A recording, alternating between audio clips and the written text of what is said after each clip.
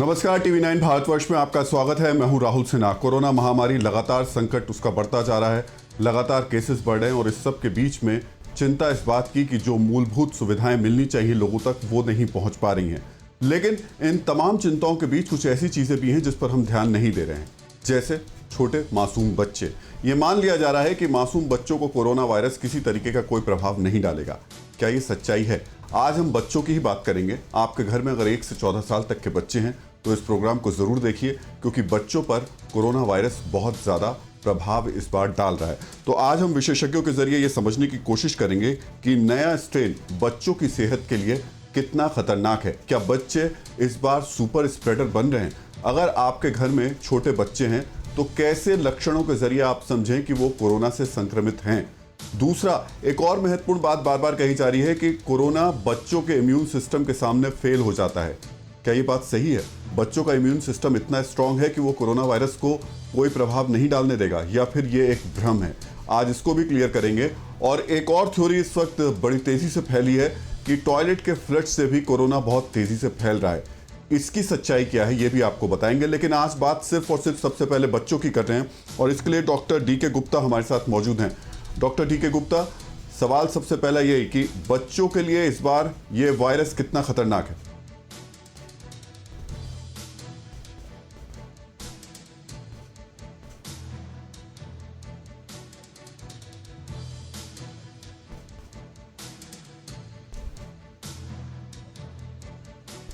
Doctor DK. Gupta, अगर आपको आवाज मिल रही हो तो क्या बच्चों के लिए इस बार का वायरस ज्यादा खतरनाक है?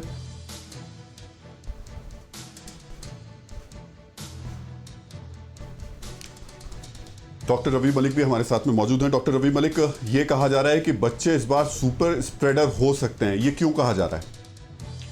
देखिए, 2-3 चीजें मैं बताना चाहूंगा आपको कि इस बार का जो वायरस का वेव है, जो सेकेंड वेव आ रही है, इसके अंदर बच्चे थोड़ा ज्यादा अफेक्ट हो रहे हैं, जो कि पिछली बार में बहुत कम बच्चे अफेक्ट हुए थे। पिछली वेव की अगर बात करें तो वर्ल्ड ओवर 18 साल से छोटे बच्चों ने कोरोना के पेशेंट्स का केवल और केवल 2% शेयर लिया था, जबकि इस पॉपुलेशन का शेयर जो है वो 30% से ज्यादा है।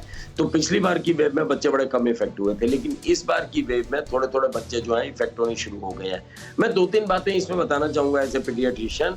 एक तो बच्चे इस बार क्यों कम हो रहे हैं, या पिछली बार भी कम हुए और इस बार भी अडल्ट्स के मुकाबले में कम इसलिए हो रहे हैं क्योंकि एक तो बच्चे के ACE2 रिसेप्टर्स जो होते हैं वो इमेच्योर होते हैं, जिनके ऊपर की ये वायरस जाके अटैक करता है, अटैच करता है, तो वो थोड़े इमेच्योर होते हैं। दूसरी चीज यह है कि बच्चों के अंदर अक्सर वायरल इन्फेक्शंस होती रहती हैं, तो उनकी इन्नेट इम्यूनिटी जो है वो भी अच्छे से डेवलप्ड होती है। एक और भी थ्योरी है जिसमें कहते हैं कि बच्चों को रिसेंटली हमने BCG MMR लगा रखा होता है, तो शायद वो भी एक प्रोटेक्टिव मैकेनिज्म है। लेकिन इन नटशेल अगर हम बात करें तो डेफिनेटली बच्चों की इम्यूनिटी इस वायरस के लिए जो है वो बेटर है, लेकिन ये वेव में थोड़े से बच्चे ज्यादा अफेक्ट होने लगे हैं। लेकिन एक चीज और भी है, इस वेव में भी बच्चे थोड़े ज्यादा इफेक्ट जरूर हो रहे हैं, लेकिन मेजॉरिटी एसिम्प्टोमेटिक ही है। बहुत ज्यादा सीवियर इन्फेक्शन बच्चों में नहीं होती है। ये एक बड़ी अच्छी बात है इस वायरस की। ये वायरस बच्चों के लिए काफी प्रोटेक्टिव रहता है। ये कहने का मतलब ये नहीं है कि अगर बच्चों को कोरोना हो तो हम उसको ऑब्जर्व नहीं करेंगे या उसका ऑक्सीजन नहीं देखेंगे, लेकिन हाँ, डेफिनेटली प्रोटेक्टिव है। हाँ जी